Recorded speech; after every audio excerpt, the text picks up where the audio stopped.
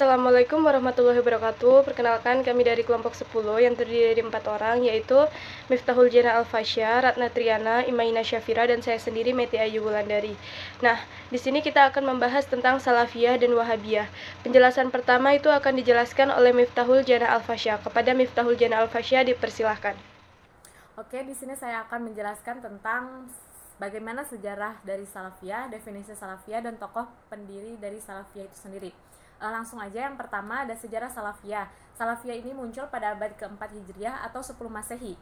Mereka terdiri dari ulama mazhab Hambali yang berpendapat bahwa garis besar pemikiran mereka bermuara pada pemikiran Imam Ahmad Ibnu Hanbal yang menghidupkan akidah ulama salaf dan berusaha memerangi paham lainnya. Aliran ini muncul kembali pada abad 7 Hijriah atau 13 Masehi dan dihidupkannya oleh Syekh Al-Islam Ibnu Taimiyah yang menyiarkannya dengan gencar. Yang kedua itu ada definisi Salafiyah. Salafiyah adalah salah satu aliran dalam agama Islam yang mengajarkan syariat secara murni tanpa adanya tambahan dan pengurangan berdasarkan syariat yang ada pada generasi Muhammad dan para sahabat setelah mereka dan orang-orang setelahnya. Yang ketiga itu ada tokoh pendiri Salafiyah. Tokoh pendiri Salafiyah itu sendiri yaitu adalah Ibnu Taimiyah. Adapun nama lengkap beliau adalah Abdul Abbas Taqiyuddin Ahmad bin Abdus Salam bin Abdullah bin Taimiyah Al-Harrain. Beliau lahir pada tanggal 22 Januari 1263 atau 10 Rabiul Awal 661 Hijriah. Beliau wafat pada tahun 1328 atau 20 Zulhijjah 728 Hijriah. Beliau adalah seorang pemikir ulama Islam dari Harrain, Turki. Penjelasan yang kedua akan disampaikan oleh Ratna Triana. Kepada Ratna Triana dipersilahkan. Oke teman-teman, saya akan menjelaskan mengenai pokok ajaran dasar Salafi. Pokok ajaran dasar Salafi itu ada 3. Yang pertama, keesaan zat dan sifat Allah. Salaf menegaskan bahwa sifat-sifat, nama-nama, perbuatan, dan keadaan Allah adalah seperti yang tersebut dalam Al-Quran dan hadis. Dimaknai sebagaimana arti lahirnya, tapi menghindari penafsiran secara indrawari, dengan batasan keadaannya berbeda dengan makhluknya. Karena Tuhan itu suci dan sesuatu yang ada pada makhluknya. Dan yang kedua adalah keesaan penciptaan oleh Allah, bermakna bahwa segala sesuatu yang diciptakan oleh Allah itu merupakan karya Allah mutlak, tanpa sekutu dalam perciptaannya, tiada yang merecoki kekuasaannya, segala sesuatu datang kepadanya dan segala sesuatu kembali kepadanya. Dan yang ketiga, keesaan ibadah kepada Allah. Dimaksudkan adalah bahwa ibadah tidak dihadapkan serta dilaksanakan kecuali kepada Allah dengan secara ketat mengikuti ketentuan syara dan tidak didorong oleh tujuan lain kecuali untuk dan segala sikap taat serta pernyataan syukur kepada Allah. Selanjutnya saya akan menjelaskan mengenai sejarah masuknya Salafiyah ke Indonesia.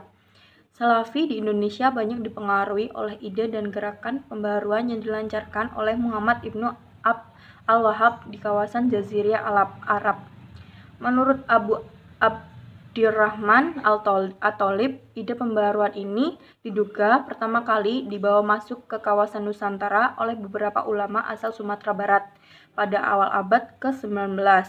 Inilah gerakan Salafiyah pertama di Indonesia, yang kemudian lebih dikenal dengan gerakan pendiri, yang salah satu tokohnya adalah Tengku Imam Bonjol. Gerakan ini sendiri berlangsung dalam kurun waktu dari tahun 1803 hingga tahun 1832. Baik, itu tadi penjelasan dari Salafiyah. Selanjutnya memasuki ke penjelasan Wahabiyah. Penjelasan Wahabiyah yang pertama akan disampaikan oleh Imaina Syafira. Kepada Imaina Syafira dipersilahkan.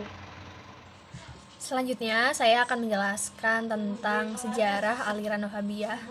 Aliran Wahabi muncul pada pertengahan abad ke-18 di Riyadh, daerah Najd. Wahabi diambil dari nama pendirinya yaitu Muhammad bin Abdul Wahhab. Awalnya Abdul Wahhab hidup di lingkungan Sunni pengikut mazhab Hambali.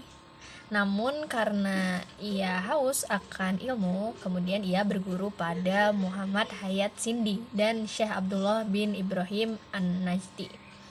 Kemudian di Syria, ia menemukan buku-buku karya Ibnu Taimiyah dan Ibnu Qayyim yang menjadikan ia terpengaruh terhadap dua aliran reformasi itu.